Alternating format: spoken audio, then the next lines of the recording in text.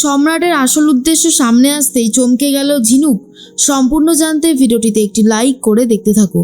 গল্পের শুরুতেই দেখা যায় যে ঝিনুক মনে মনে ভাবতে থাকে সে তার বাড়ি থেকে কত দূরে চলে এসেছে, আর এখানে কেউই নেই তার আশেপাশে। অন্যদিকে দেখা যায় বারবার করে স্বপ্ন দেখতে থাকে পল্লবীকে নিয়ে আদি, আর ভাবে যে পল্লবী হয়তো তার কাছে চলে এসেছে, কিন্তু বাস্তবে তেমনটা কখনোই হয় না। আসলেই পল্লবী কথা বলতে থাকে আদির সাথে, এমনটাই ভাবছিল। এসেছিল বন্ধুরা আর বলে, দাদা তোমার যে কি হয়েছে, এখন তো তুমি শুধু বৌদির কথা ভাবতেই ব্যস্ত। এদিকে রণ বারবার করে এটাই ভাবে ঝিনুক তার কাছ থেকে কত দূরে চলে গেছে, ঝিনুককে তার মনের কথাটা জানানো হলো না। এটা দেখেই স্বপ্ন দেখে আর হাত থেকে গ্লাসটা পড়ে যায়। সেই গ্লাসের টুকরোতে নিজেই হাতটা কেটে ফেলে রণ আর কষ্ট পেতে থাকে। তখনই চলে এসেছে মাসিমণি। মাসিমণি বলে, রণ তুই এসব কি শুরু করেছিস? তোকে বারবার করে বলছি শান্ত হ। তুই কি জানিস তোর মেসোমণিও তোকে এখন সন্দেহ করছে, তাই দয়া করে আর এই কাজগুলো করিস না।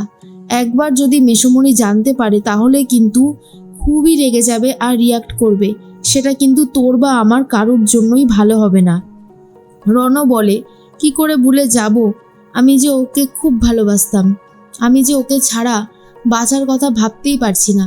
তখন মাসিমণি বলে, ও এখন অন্য কারোর স্ত্রী, আর অন্য কারোর স্ত্রীর সাথে এরকম ভাবাটা একদমই ঠিক নয়। তুই আর এসব কথা ভাববি না, কোনোভাবেই না, আমি তোকে বারণ করে দিচ্ছি।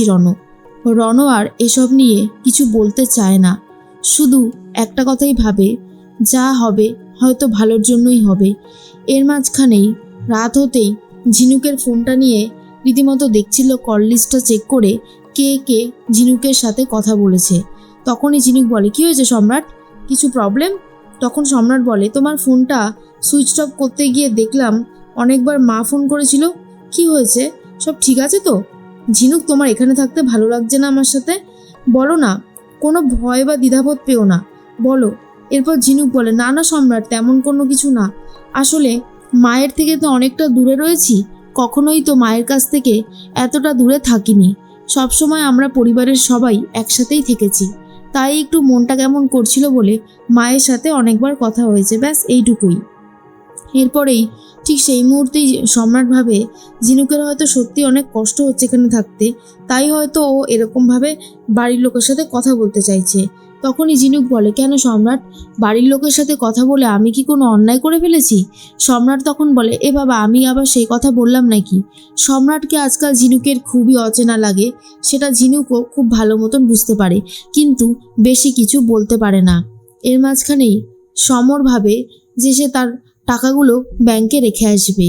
এর মধ্যেই দেখা যায় কমলা দেখে নিয়েছে আজকে চলে এসেছে রাজু টাকা নিয়ে, আর বলে, তুই আজকে টাকা ইনকাম করেছিস, এই প্রথম তো রোজগারের টাকা, ভগবানের আসরে রাখ, ভগবানকে নমস্কার কর।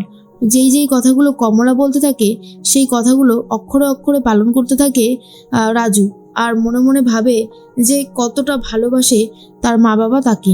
এর মাঝখানে সম্রাট সকাল হতেই ওয়ার্কআউট করতে শুরু করে দিয়েছে।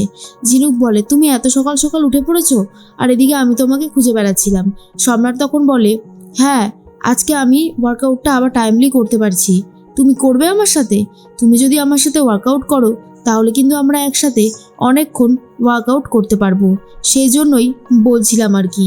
ঝিনুক তখন বলে, আচ্ছা, আমি সবসময় তোমার সাথেই থাকতে চাই, আমার না একদমই একা একা থাকতে ভালো লাগে না। সম্রাট বুঝতে পারে যেহেতু ঝিনুক এত বড় একটা জয়েন্ট ফ্যামিলিতে বড় হয়েছে, আর এখানে একা স্বাভাবিকভাবেই তার কষ্ট হচ্ছে, কিন্তু ঝিনুক যতটা পারছে তার কষ্টকে আড়াল করে রাখছে। অন্যদিকে দেখা যায় রাজু সকাল সকাল মন দিয়ে কাজ করতে থাকে, আর তখনই রাজু দেখতে পায় যে সেই মেয়েটার মা একটু মাল দিতে দেরি করছিল বলে লোকজন কথা শোনাচ্ছিল।